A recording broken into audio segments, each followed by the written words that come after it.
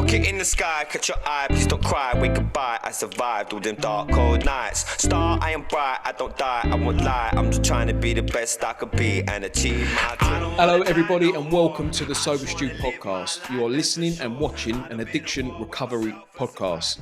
Today my guest, Lang Martinez, all the way from the United States, Los Angeles, I believe. Welcome to the show, Lang. How you doing? Hey, welcome. Thank you, Stu. It's been an honor. We've been trying to connect for the last month or so, and we're finally here talking about recovery and sharing the message.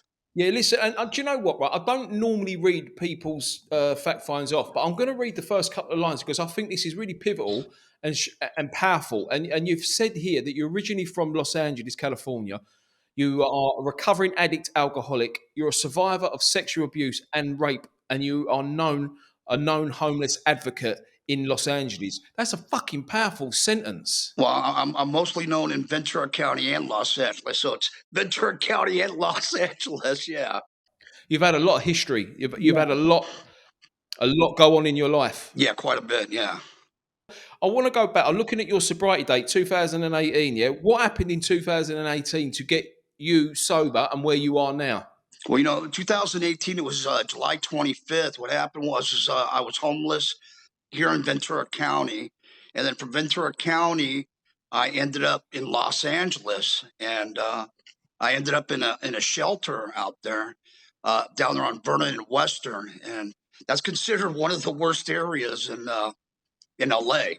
That's what they call rolling 30s areas. And that's a place where it depends on how you get your hand shook, whether or not you get your money took, and maybe your life. So I was there. So because of my background and being on the streets and my prison background and the affiliation, I learned how to survive anywhere, so it wasn't really surviving, but I was surviving. So I was in a shelter there on Vernon and Western. And, I left Ventura to go out there to try to get into a place, ended up in a shelter, didn't work out. And basically I wasn't ready. So I ended up back in my addiction. I was still in my addiction. And I used to get up every morning and I'd get on the red line, blue line, and I'd put my bicycle on the train, and I'd go up and down Western Boulevard and Vermont and these different areas, and I'd go hit licks. So the lick was I'm a thief. So I was out there boosting. I was hitting the Food for Lesses, CVS's, Home Depots, and being a meth addict, I used to be a crack addict, but that put me in prison because, you get some time back then. But with methamphetamine, you can get high, for a long time on a few dollars, So I was hitting licks out there, and I was boosting and bringing it back and selling to the people, getting my methamphetamine, and hanging out in that shelter. And that's a prominent black neighborhood. So the things going around me, I cared, but I didn't care. But what was going around me was death. What was death and straight evil, prostitution, abuse, gang banging, murder. And I didn't want. I couldn't be a part of it no more. So I ended up in the shelter. I just got done telling the story. It's pretty powerful. Is that who would think was two black guys took their time out of their life that were in the shelter with me, and one was OG, and I tell a story, and I can't find him. And I was in bad shape, and him and I were associates, and he was in his 60s, and he ended up telling me, he said, "You got 1 week to get out of here, Lang." But he called me a white boy, and I said, "Who are you talking to?" He goes, "You got 1 week to get out of here." He goes, "I'm going to have to hurt you." And I said, "What are you talking about, man? I can get you help too." And he said, "You're better than this." And he made the comment that he was a Crip for life, and he already signed his contract with the devil, basically. So, yeah. So I ended up making that call, and I ended up getting into Acton on July 25th, 2018. And he was there that night when, they told me to get up and, wash my ass. And other guy, Kevin, helped me pack. My stuff was packed. And we had to get on the buses, the blue line, the trains. And the story is very important because of the race barriers. And There is none when it comes to love and it comes to help out your fellow man. Yeah, On these man. trains, or that early in the morning, I had to be at Union Station in order to get a ride up to Acton, up in the mountains, a county facility, they pick you up. And I'm in bad shape. And we'd be on these trains and holding on, and they're packed with individuals that are poor, but they're striving for a better life, on these trains, on these subways. And it was mostly prominent black. And Kevin talked to this woman and said, "My brother Lang is going to get help today." And people gave me their seat. I'm a tore up from the floor up looking white guy, and I'm in bad shape, and I'm foaming to the mouth, and I just can't do it. And people got up and gave their seat for me, and it was something else. And I ended up getting to Union Station, and you have to walk this big place and get out for the bus. And finally the van pulled up, and this guy Kevin was with me at this time, and I can't find him either. And they pull up and they saw me. Kevin ended up talking to the bus driver, and they didn't want to take me, and they're on the thing and they're talking back and forth. And he said, "You're going to take me." You know what I mean? So they took me Yeah. to Acton, and when I got to Acton, it took a while before they would admit me because of the condition that I was in. Right. And Was you that bad? Was you huh? that bad? Was you that Yeah, bad? that bad, yeah. Yeah. So, you're like, it's sort of like a prison setup, county jail situation, but it's a county facility, and it was the best place. So I ended up getting in the golf cart, and when they got me to my bungalow, and instead of starting right away, somebody believed something different in me, and they let me detox for a while. So Good. I just rested, and people were dropping off lunches and tobacco, and I ended up finally, after about a week, I started getting in, going to meetings, and being a part of my recovery. And because of my past and having recovery, I was able to try to give back what was given to me to the youngsters that were there. A lot of people were there just trying to beat a case. I'm there Yeah. trying to save and get my life saved. And so they had meetings and stuff like that. And I had tobacco, sent up and given that out, and just trying to work with the fellows that were trying to beat a case about, hey, this ain't no way to go. And I tried to give back. I knew that I had to give back what was given to me. It was my life. So that's where that ended up. So when I came back to Ventura, people didn't recognize me, and a guy that helped save my life, I worked for him. So the cops would come and they would rotate to the office just to find out what I did different, because they didn't recognize me, because I used to foam with the mouth. I had flesh-eating diseases, and they'd rotate and come talk to me. And then finally, I ended up speaking at city council in regards to the 5-year plan on the homeless. So I ended up from there. It basically ended up taking off as it was basically my pastor. I tell the story. My pastor met me at the office, and we're looking at all these homeless people in the park, and he basically said, "Lang, take a look." And I didn't want to look, and he said, "That's your calling." So I ended up being actually the first known, recognized, to make a difference homeless advocate in Ventura. At first, it was great, being in the papers, and, Lang Martinez, and, plight of a homeless man. I'm in Keys to Recovery. I'm in different newspapers and Yeah. Yeah. stuff. And it was good for ego. And I learned about that. And we could talk about that. Yeah. Definitely. Sobriety. But what happened is, it was sad, because out of a population of almost 1 million people, and me being a known advocate and the work that I've done, it was kind of sad, because you go to LA or different areas, you have lots of Langs or Stews or whoever that have come from the same places that are giving back to the community. But it's just me out here. So I ended up running with it until ego got caught up in it. And then I learned the lesson that it considers a responsibility.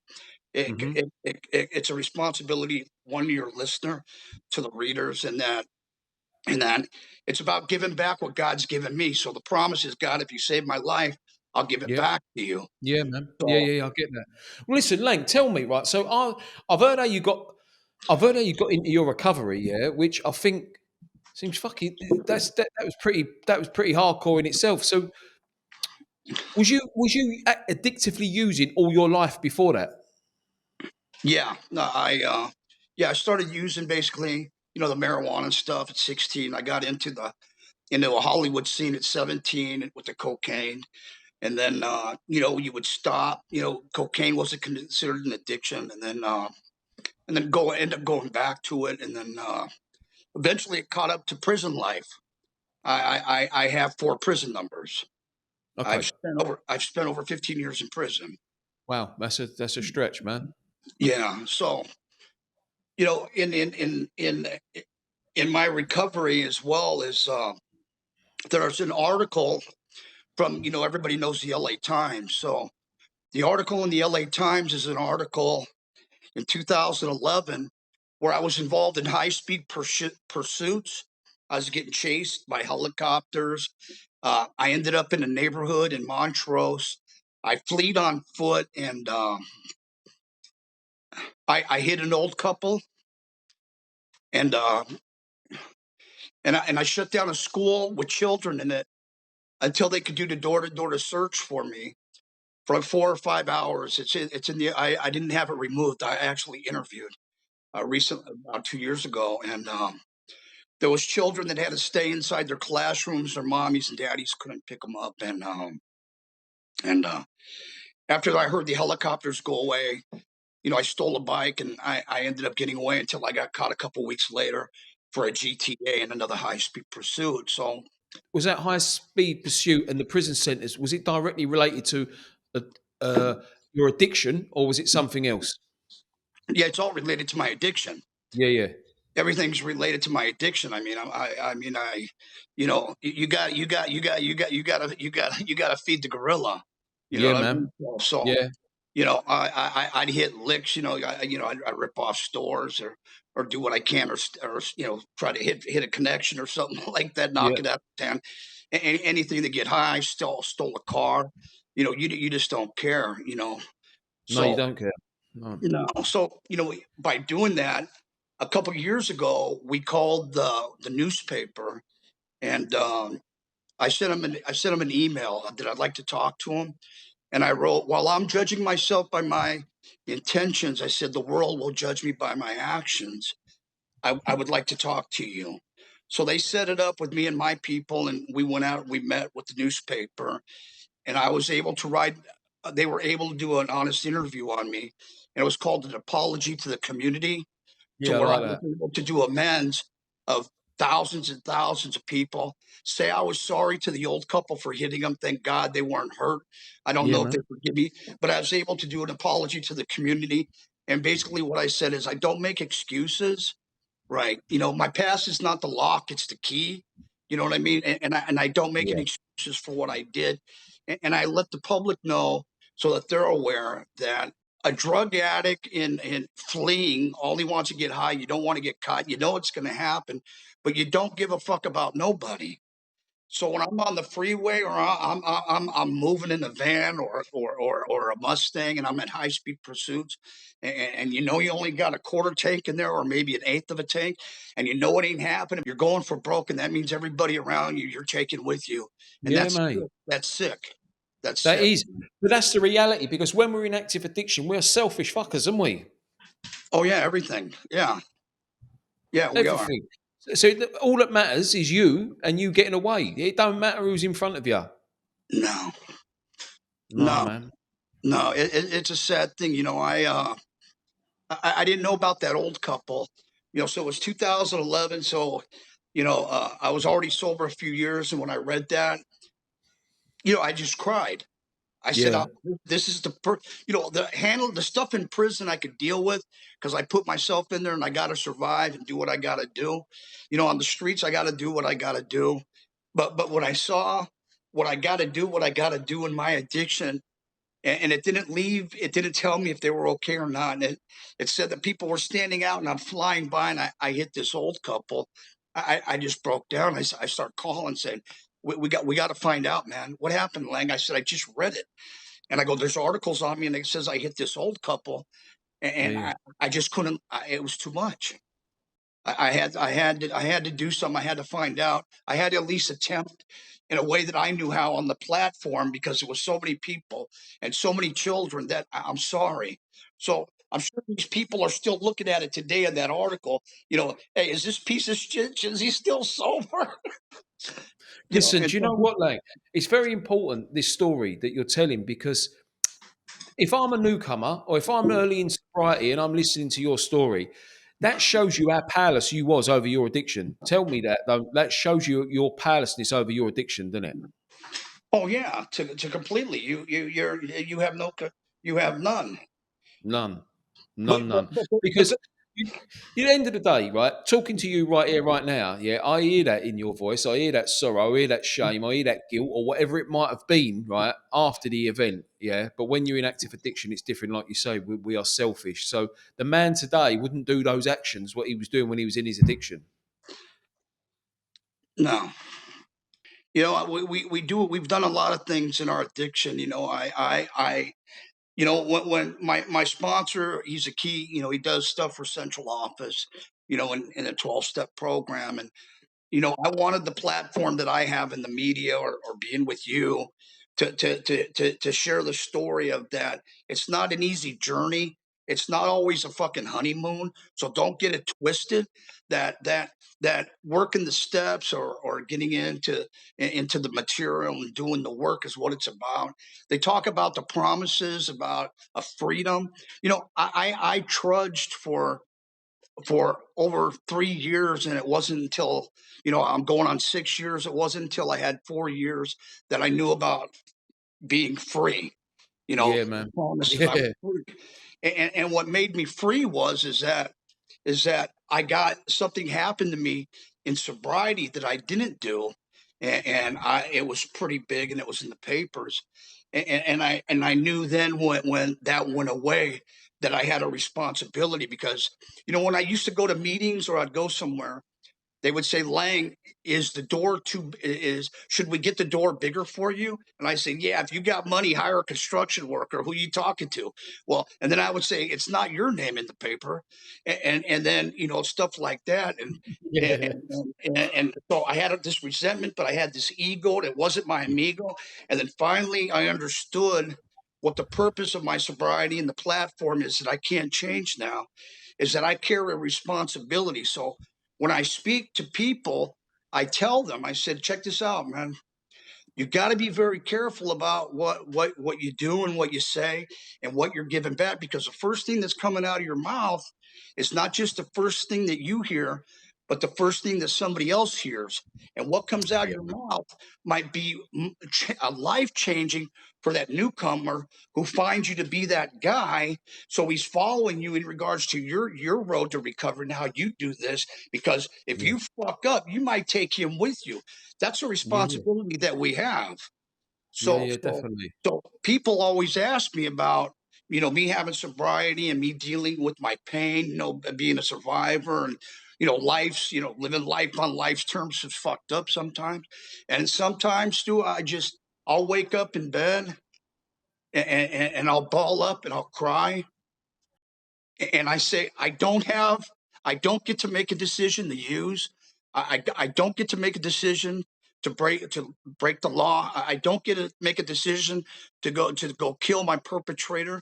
That uh, that's all been taken away from me because I promised God that if you gave me my life, I'd give it back to you. And I just got to say, fuck the pain. I got to get through this moment, and I got to find somebody else to get out, to get out of myself to help. But it comes with a responsibility doing what I do or doing what you do or other people. People understand on these podcasts and stuff, you want to spit all that or you want to highlight this. No, homie. What you do comes with a fucking responsibility of somebody's life. Because if you rolling with the power that you believe in, and I believe in my Lord and Jesus, and I'm rolling with him, and I'm saying, God, today, wrap me in your arms and in your armor and keep me steadfast and just let me help keep that promise. That's a fucking responsibility. That's a load.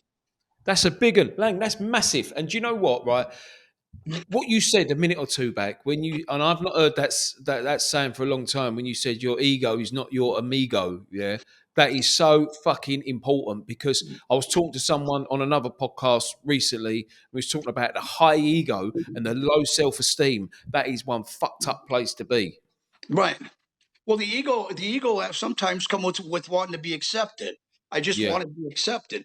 But Yeah. also ego for me, and there's egoism. Ego also tells me if I say something, then I'm going to do it. So people get some things confused. So if I get a mother or somebody that contacts me through social media, or they call me in regards to a child, and they say, Lang, can you help me? And I'll say, well, you know what, I can definitely do my best, and yes, I can help you, whether that end of your child accepts the help or not. But yes, I can help you. What is it I need from you? So that's not ego, but my mouth told that lady I can do something. So Yeah. I'm able to do that with my experiences and my Yeah. knowledge and stuff But like that. Lang, that's coming from your heart, though, isn't it? That's coming from your heart. Well, yeah, we don't have I don't yeah I don't yeah. Because sometimes ego comes from our we want to be perceived by others, but when it comes from your heart, it's a different story, man. That's a different story, isn't it? Yeah, it's a different story. Some people get it uh, a misconception. I'm a little because rough around the edges or something like that. They talk about that. I was talking to somebody the other day, and some people would like to see me fail. There's lots of haters that would like to see me fail. And I Okay. told this person, I said, well, while you're holding your breath, waiting for me to fuck up, I go, why don't you just fucking suffocate? Because it ain't gonna happen. Yeah, yeah, yeah. Hello, guys. Hope you're enjoying this week's episode. Just a quick break here. I want to ask you a big favour. If you are enjoying the show, enjoying the episode, enjoying the podcast, can you please subscribe? Please like, please share. I just want to let you know how important that is. The bigger this channel gets, the more people that see it, means that we can affect people's sobriety in a positive way, their addiction recovery. We might change a life. We might save a life. Enjoy the rest of the episode. Thank you. Listen, there's always going to be haters, Lang. Always going to be haters. But do you know what? That you use that to spur you on as well, didn't you? Because at the end of the day, when you've lived the life that you've lived, and I don't know all of it, I know some of it. But if you're anything like me, and when I talk about, I don't mean like situations. I mean about what was going on upstairs in the head. When you've Yeah, lived a life like that, and you get that peace of mind that comes from recovery, they can yeah. fuck off, can't they? Everyone else can fuck off because you're in a different mindset now. Oh yeah, I'm in a mindset to do what I can. I mean, you do you. You know what I mean? I mean, if I'm Yeah, involved man. trying to get involved in a situation, to help somebody, I got to do what I know how to do it with the guidance of others.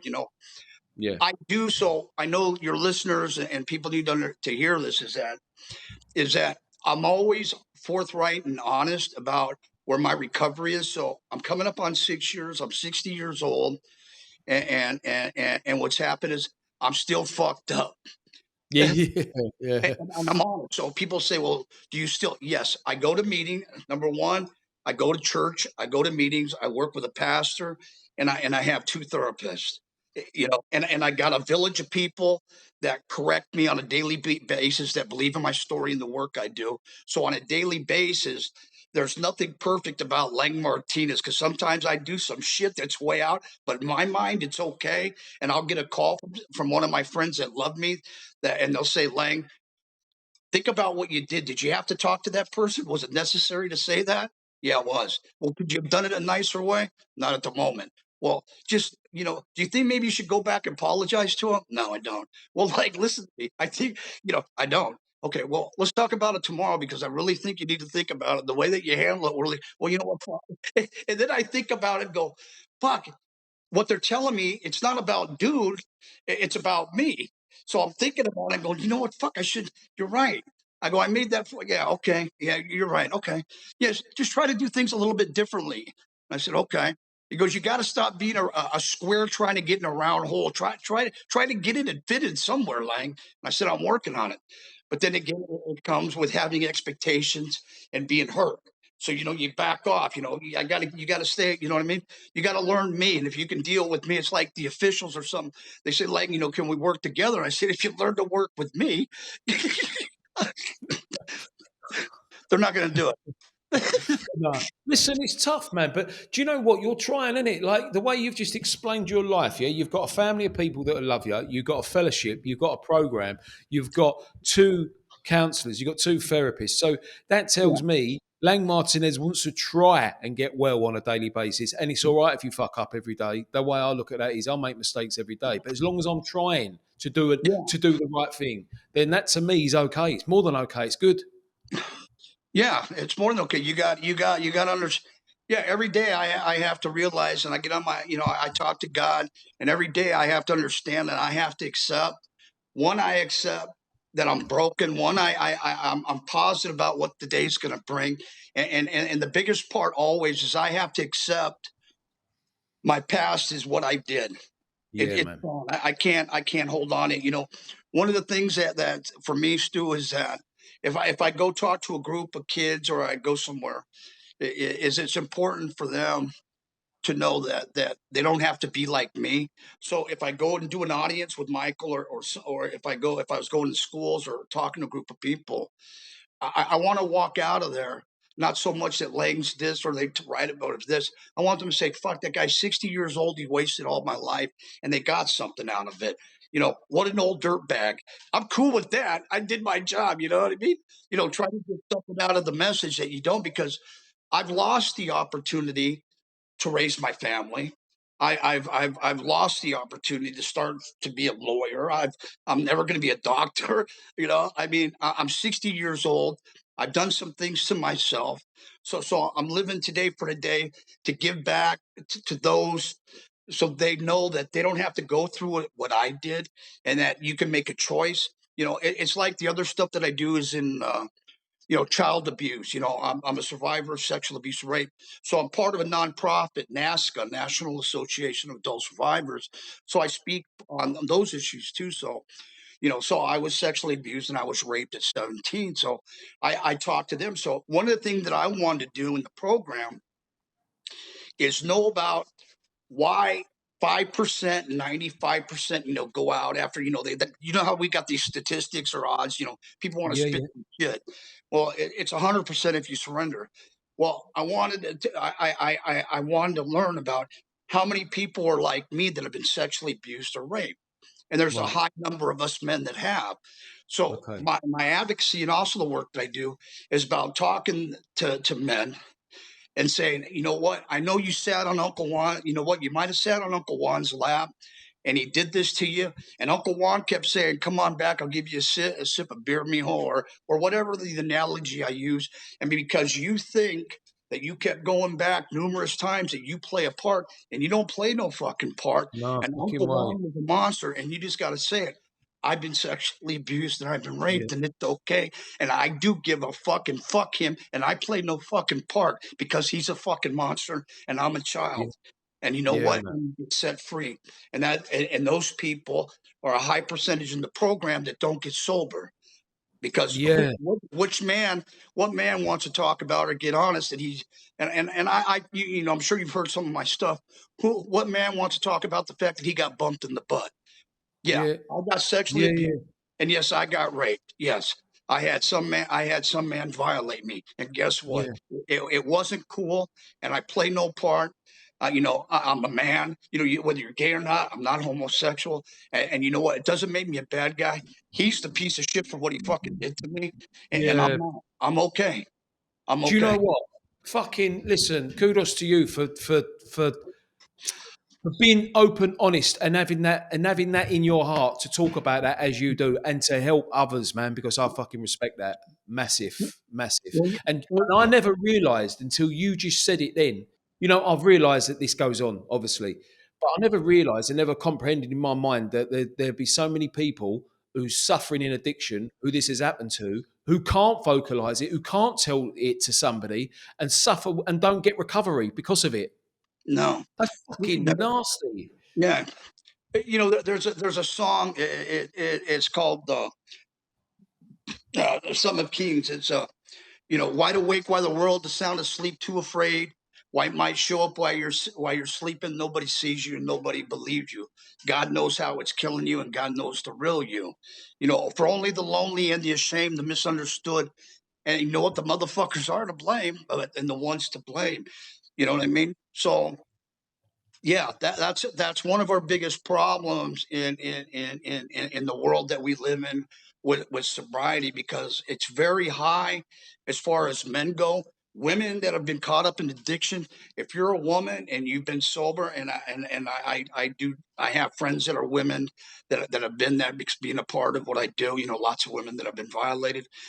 For a woman to come out of that in addiction and be on the streets, it's my hat's off to 'em. I mean, could you imagine being a woman that's been violated, or a man? But to come out of that and be honest about it and talk about it to somebody else in regards to recovery is the biggest gift. So what happened to me, I look now as a gift, and it's what God. It is what it is. But it's a gift to be able to tell somebody my story, especially somebody that's been on the yard, or a homie, or some guy that's all, hey, dog, you know what? Yeah, I've been sexually abused and raped. Yeah, I Yeah. had somebody do this to me, and yeah, he got me. You know what I mean? Lang, So, let me ask you a question. When you start talking about these deep, should we call them deep secrets? Yeah, because that's what some people will class them as, a deep secret. When you start talking about them secrets, those 6 secrets that other people inflicted on you, does it lose its power within you when you start telling someone what happened? yeah, it loses power. I take away the power of the perpetrator. You Yeah, know, man. some people talk to me about, about what I do, or about the conversation I'm having you, and they say, Lang, why do you keep bringing it up? Why don't you just, you've worked through it and you've been in it. And I said, that's my life. I said, I'm a nonprofit. I'm part of the National Association of Children, of Adults of Child Abuse. I speak on that. And I said, by doing it, I go, it takes away the power, because Yeah, what's happened's always happened. It's about forgiving me. I'm not, working on forgiving what the guy did to me. I'm working on. I'm not there yet, but it's about my forgiveness, and it's about the feeling, the guilt and shame, because there's always something in the survivor that you feel some guilt, like, and I might think about, fuck, man, if the circumstance, I lost 40 years of my life, but you know what? I don't do it, so I get it out by, and I talk about it. The yeah, motherfucker had no right. The motherfucker, yeah, he's a yeah, monster. yeah. And And the women and people got to talk about it. No, I agree. And the more you talk about it, the more that you talk about it. Oh, I ain't one of these people who says, "Why are you still talking about it?" Keep fucking talking about it, because the more you do it, the more courage you will give others to do it. Yeah. Yeah, and Hasse, I did, I had 4 prison numbers.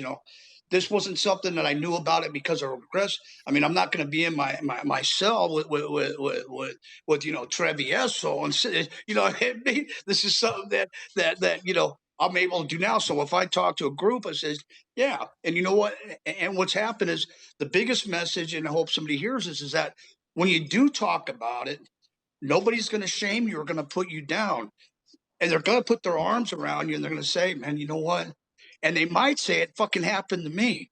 You know Yeah, what? man. Hey, Yeah, man, yeah, you know yeah, what, man? yeah, I have that all the time happen. Hey, man, can I talk to you? Yeah, what's up? Hey, my uncle. Hey, man, what do you suggest? Well, I'm not a doctor. I don't play one on TV, but I tell you what you can do is, you got to talk about it, and you got to do it with a professional.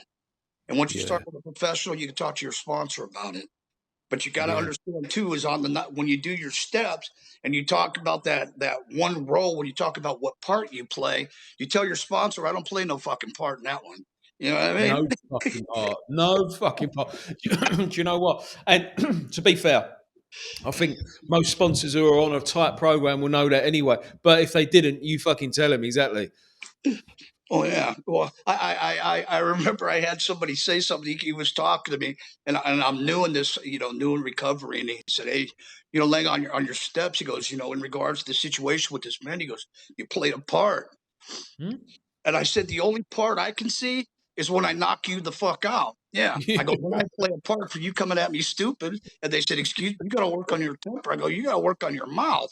Oh man. Listen, do you know what it is, Lang? Listen, this is the beauty of the fellowships, in my opinion, because the way I had this chat, and I have this chat a lot, but I had it the other day.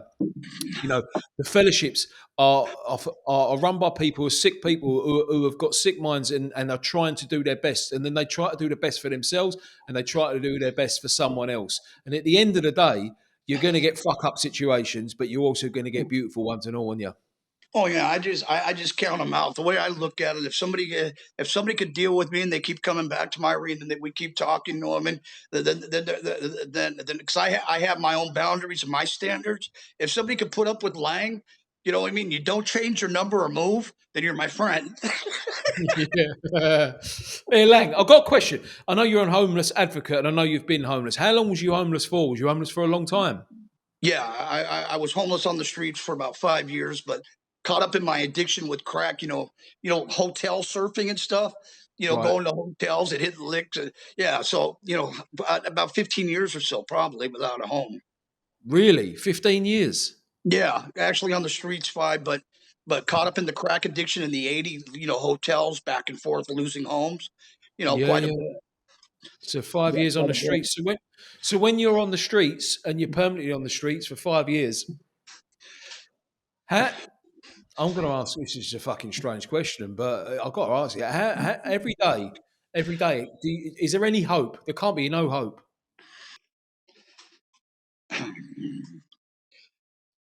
You know, um, the,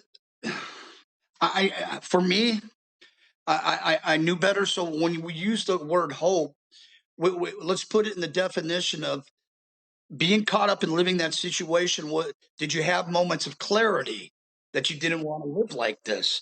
Absolutely. A lot of people out there and working in the encampments, right? They have the moments of clarity. It might be when the dope's empty.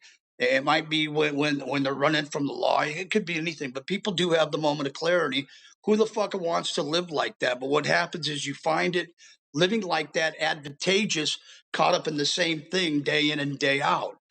Caught up in your addiction. I mean, you find us addicts and alcoholics and caught up in our mental and code. We find it comfortable living in the diarrhea. So Yeah, you could be in your mansion, and yeah, I could be in a trash can, and you're still caught up in the diarrhea. So you're yeah, living in the sauna of shit. I mean, you could have, I could be in the trash can in Bettman, fucking hitting the pookie, or you could be in your mansion drinking the beers, hitting the pookie. But you know what? You're still in a sauna of diarrhea and shit. yeah, And I always talk to people about it because addiction and stuff is being in some deep. You're in some fucking shit. That's what I say. And, yeah. and and and the analogy is I try to tell anybody, even when you're trudging the road, is that if you're in this sauna and it's a jacuzzi and it smells good, you don't like it, but you know what? In this jacuzzi, it's just bubbling it, and we like people to come in with us. You know what I mean? Well, we love to take hostages. Hey man, come on in. The shit's fine. Yeah. But then again, I knew enough, and I try to tell the newcomer or anybody else when I speak is that this jacuzzi that you're in of shit. Well, it's got some steps to it, and for me, the steps were to the right, and all I had to do is I had to. It was hard, but because there's a comfort in the shit we live in, and I did that July 25th, 2008. I chose to get up out of that sauna, and I chose to took those 2 steps. And I trudged and I got on that train and I was still feeling like shit and I was in pain, but I was going to keep trudging. I was no longer in that jacuzzi, and I just had to get this shit off me that's been on me for so many years. And do you know what? As I asked you that question about street living and hope, I put my mind back to the last 9 months of my using, and I was living in a bar, but upstairs of a bar in a dirty room that. I was kind of living like a homeless man. I hadn't washed for nearly a year. It was 9 months. I hadn't eaten properly. I was weighing like 8 stone. I was laying in bed every day with a gun in my mouth, praying to God to pull the trigger.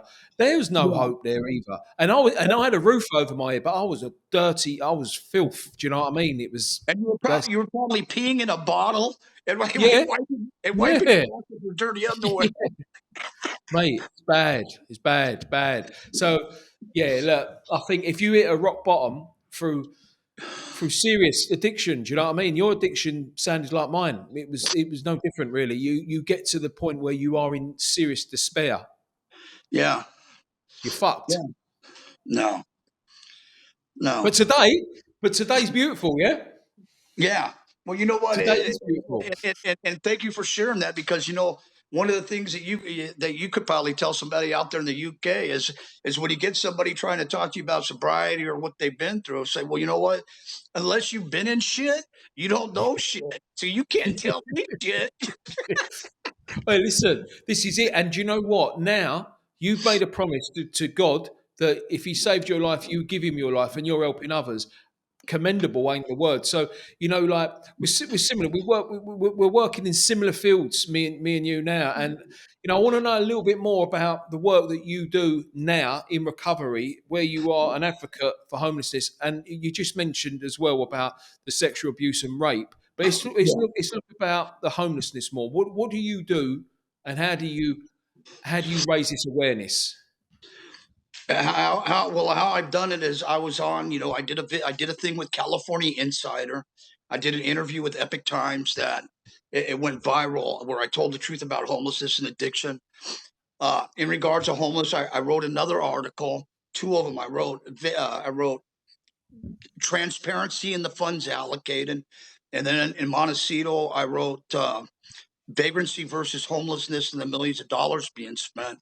So in the situation with the homeless everywhere is that they're really staying away from the addiction because these politicians don't know what the fuck they're doing or even how to deal with the addiction or the mental health.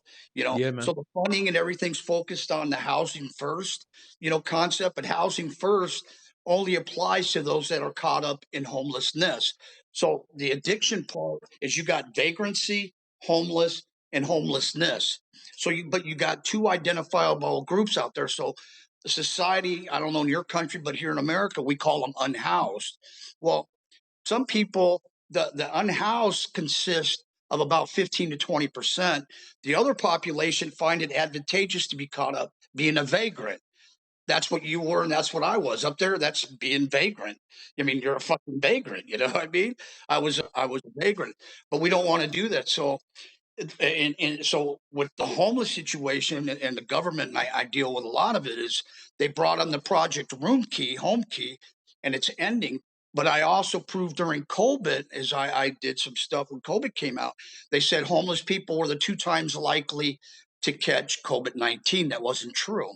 And I wrote that in my article. So out of 70,000 homeless in LA, 3,400 and change died of COVID, but that's what the infection, you know what I mean? We don't know, you know what I mean? They could have had a heart attack, but have COVID, but that's not 2 times likely. So it's a money grab. So with the homeless situation and talk about housing first and giving all these free rides that don't exist, it almost makes it to a person to find it advantageous not to pay your bills or be homeless or for the drug addict just to sit out there and do what the fuck you're doing until somebody gives you something.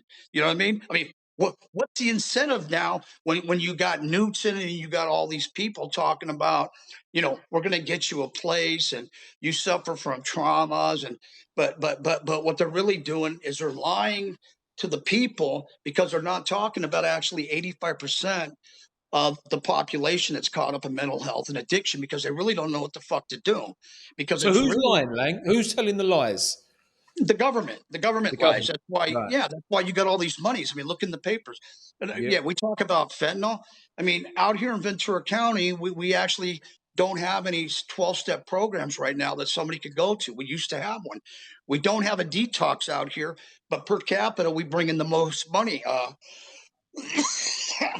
We got hotels that are online. The Vagabond, 11.4 million. They just bought the La Quinta. They're buying hotels. They think this quick. You can't build that many. You can't build that many places or structures in order to house individuals.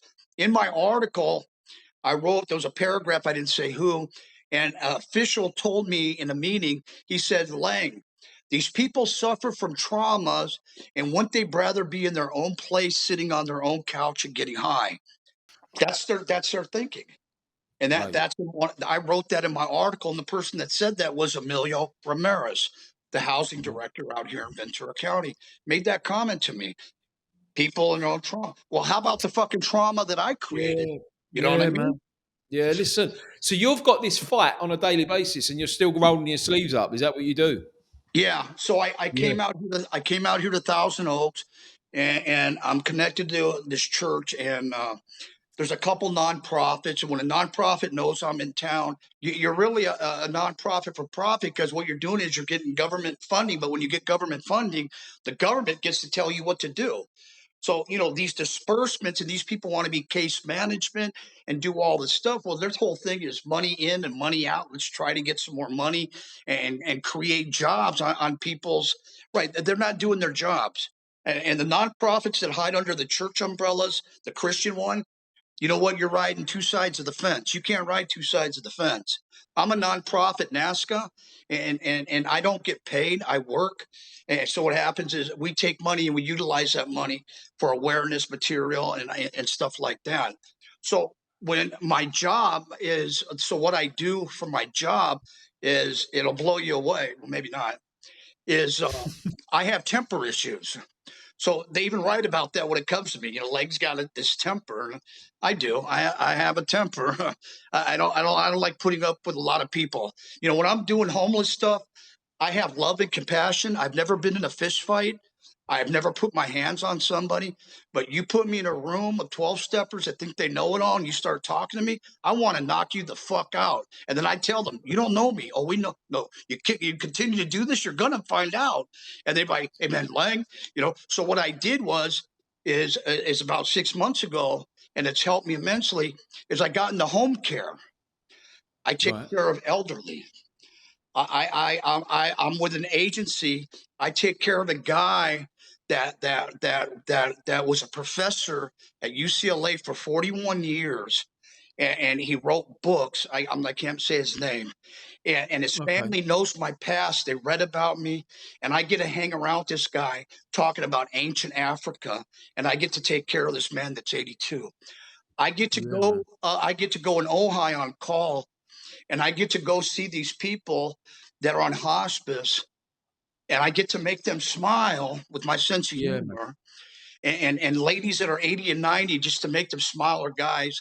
And I have to show love and kindness when I'm changing their diaper. And it's been the best job I've ever had in my life, the most humbling, the best experience I ever had. Because people say, God, you've been through this and now you're doing this. Does it bother you? No. No, you go and you assist to change a guy that's had an accident, and he's got dementia, but he has the clarity to do that. And you look at him and you grab his hands and you put his hands on you and you say, it's okay. We got to do this. And they're 90 years old, and you got to put a diaper on them, and you got to clean them, and then and then when it's feeding time, you make the dinner and you push them in. It's all dinner time, and I got this one lady. Her name starts with a B, and I get her up, and she's in her 80s, and you hold her hands and you walk backwards. You go, you want to dance? You want to dance? And she smiles, and you take her to the room. It has been the best thing that God's blessed me with this job. It just takes away all everything inside you. It's the best thing. Lang, you're putting a lot of feelings in my heart, man. I ain't gonna lie, it's fantastic. Listen, I've said it to you. I've said it to you a couple of times already today. Like, I've got a lot of respect. Do you know what? I'll tell you what. This is how the respect feels for me. You're open. You're honest. Yeah, you sit there and you tell me you got anger issues, right? Bang, you're telling the world that you've got them. You're not no airs nor graces. You tell it how it is, but then you tell me the job that you're doing now for the last 6 months, and the humbling. How fucking much gratitude does that give you on a daily basis by doing that job?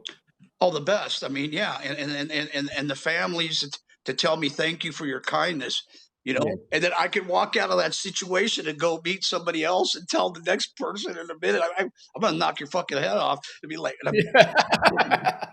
like, what I mean?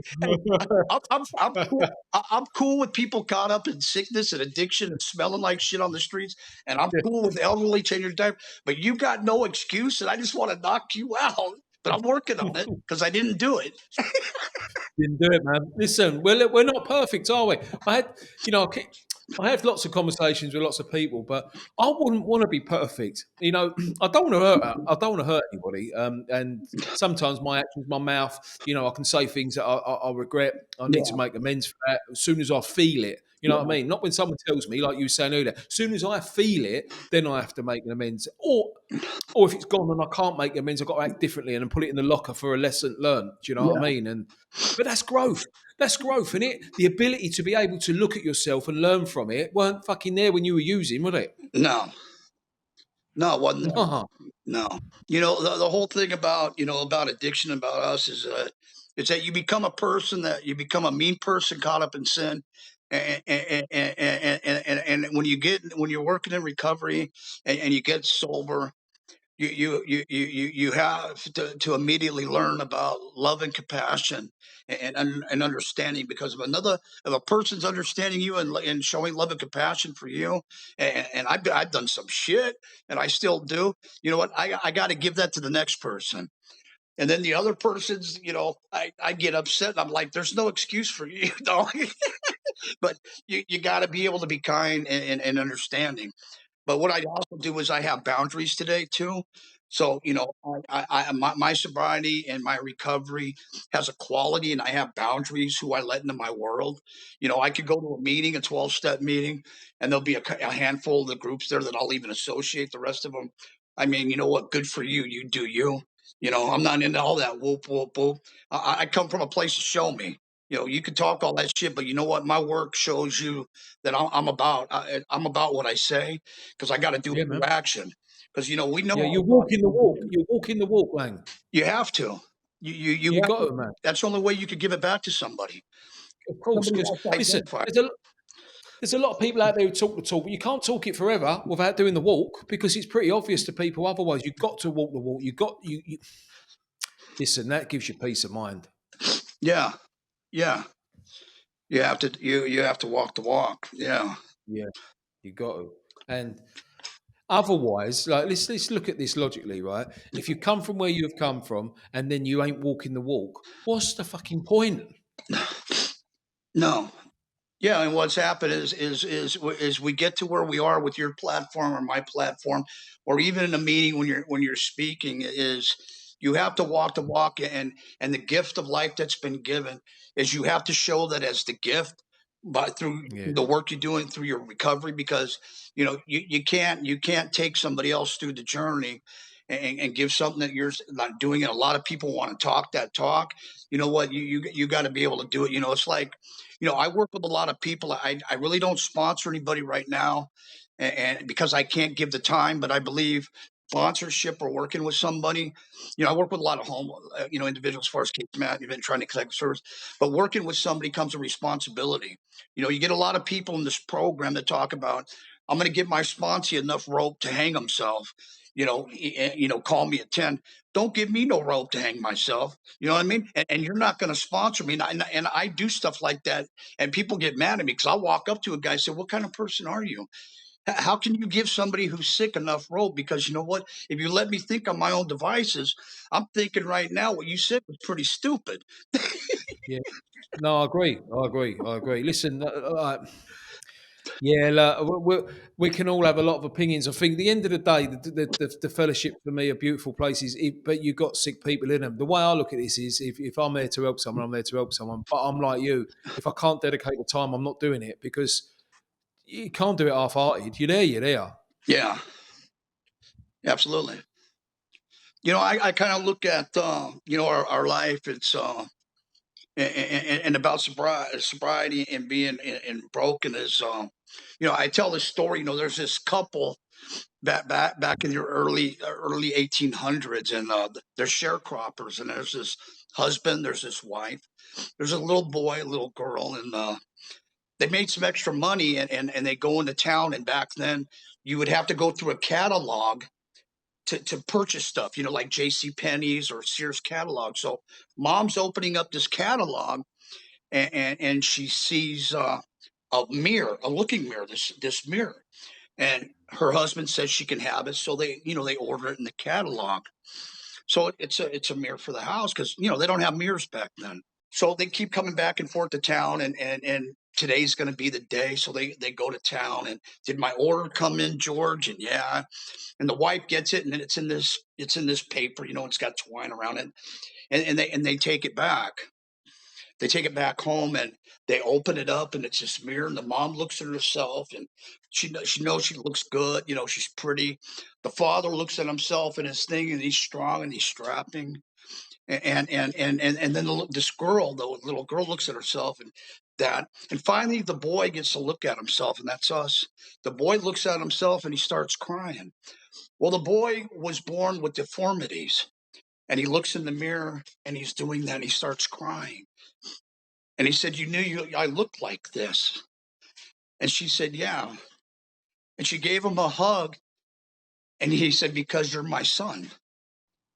We're those broken people in the mirror. And when we come to recovery, we find those to put their arms around us and say that they love us. Mm. We're that little boy in the mirror. Yeah, bro. Yeah. Lang, that's, oh man. Yeah.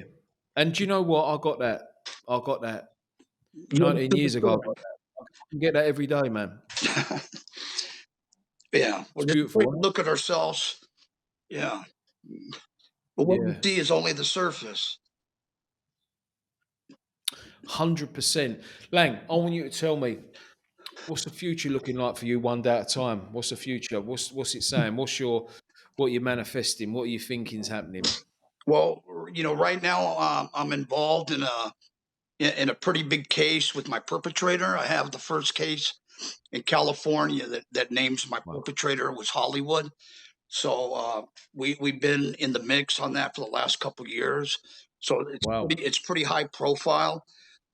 Where we were set to trial for February, so we're set in May. So we're going through the motions with his side. Uh, I'm working with Rick Cisneros, who used to work with Sony. Uh, they're kind of writing some stuff on me as far as a transcript to try to submit that. We're working with some people on that. Michael DeLeon is coming out on Saturday. Michael DeLeon, you'd be a good guy to get on your show. Michael DeLeon is the biggest person in the United States that goes and he talks to children. It's called the Steered Straight program, and he's part of Salvation Army. I mean, a Recovery Army, and every other day, he's in a different state. And he's speaking in schools. About his story and about prevention of addiction, vapes and all that, THC and all that. Michael DeLeon's got a big story. He believed in me. They reached out to me. He's going to be in El Monte or somewhere in Whittier with some people doing some presentations, and then he's going to come out here Saturday, and they're going to record some of my story. And we're working basically to try to get me fit as far as possibly keynote speaking in the schools. So my thing with the nonprofit is it's I'm under NAASCA, but it's nobody knows but me. That's my story. Nobody knows but me. So we want to go with a platform no longer a secret. So we want to Yeah, put man. together a tour of speaking of no longer a secret, and Yeah, I love no that. longer a secret is it can be all kinds of different things as far as the platform no longer a secret. So we're working on that. So I'm still Wicked. doing the stuff I'm doing like with you or others and Yeah. getting my story out there. But the whole thing is about giving back, and trying to be a service. So where we're at is hopefully there'll be a documentary. We're working on some other stuff, the schools. But what I really want to do is going to the the keynote speaking arena, and then going to schools and stuff like that and start giving back. I really want to go into the thing with bringing the awareness on the child trafficking and sexual abuse, Okay. and I'd like to go also talk about our law enforcement that gets involved in the trafficking of children, their job and what they do. I recently talked about the movie Sound of Freedom. You're aware of that movie? And No, I'm not. No, yeah, no. it's about the child trafficking, right? The Mel was Angel, right? It's called The Sound of Freedom. It's one of the biggest movies out, and I think one of the things that people have to understand is that the men and women that are in law enforcement, the different agencies that do that work, when they bring down these dirt bags, these people that do this to the children, that they also need to be honored for the job they do because they're just as broken as I am. I mean, how can you do a job like that and be able to go home and have a normal life? I want to get into that and honor them. I want to start bringing more awareness by talking to families what it's like to raise a child who's been sex trafficked. What it's like to you as a family. What's it like raising that child? you know, the awareness after that, there's all kinds of stuff we got in the fire right now. My biggest thing is that is the children and the awareness, and that it's no longer a secret, and we have to protect our children because you know, if you're a child that's been like myself and somebody that's been hurt or sex trafficking, your chances of ending up in addiction and having a normal life are zero. Having a normal life are zero. You know, my chances of having a normal relationship with somebody are zero unless I do the work, and it's hard work to work on myself. Mhm. You know what I mean? Because we're Yep. needy, we're wanting. So Yeah, yeah. I'm working on lots of things. I don't ever plan on retirement. I didn't pay that much into the prison kitty. I don't think they're going to give me too much. So I think I'm still doing what I do till I die. Hey, Lang, listen, I have got to tell you, right? I read your fact find and I knew a little bit about you, and I say this to everyone when they come on. But fuck me, man, you're an inspirational man, and that is from my heart. Genuinely, genuinely mean that, right? And I'm going to ask you one last question. I ask it to everybody week in, week out. If you're listening or watching this podcast and you're struggling or you don't know which way to go, whether that's in addiction or whether that's in uh, telling people what might have happened to you in the past, what would your advice be? Simple, one piece of advice. There's a saying, probably in your country too, a closed mouth don't get fed. So a closed Yeah. mouth don't get fed.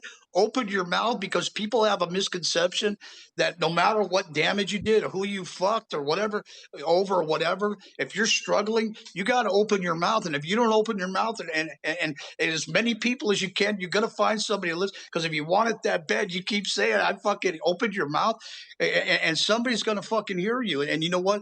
There's no shame to saying I need fucking help. I do it No all. shame. I do it all the time. And then once you get the help, understand that you will find that help. Is that I believe immediately, if you're going to stay sober, understand that you got to give this thing back.